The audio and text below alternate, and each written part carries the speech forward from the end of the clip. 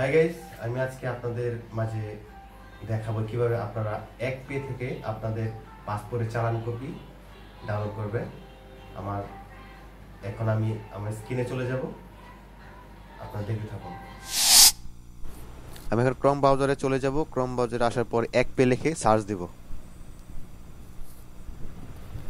এক pay type করছি, type করার পর জাস্ট ইন্টার ক্লিক করব। ইন্টার ক্লিক করব, দেখতে পাচ্ছেন ওয়েবসাইটটা আসছে। এক পে ক্লিক করব। এখানে ক্লিক করার পর এটা লোডিং নিচ্ছে একটু। লোডিং নেওয়ার পর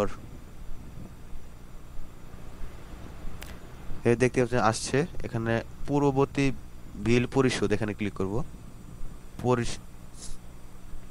এখানে একটা লোডিং নিচ্ছে। লোডিং নেওয়ার পর এখানে আমি জাস্ট পাসপোর্ট অ্যাপ্লিকেশন সিলেকশন করব।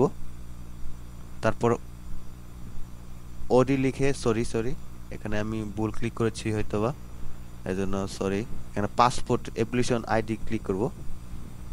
তারপর ও আইডি নাম্বার লিখে জমা দিন এখানে ক্লিক করব।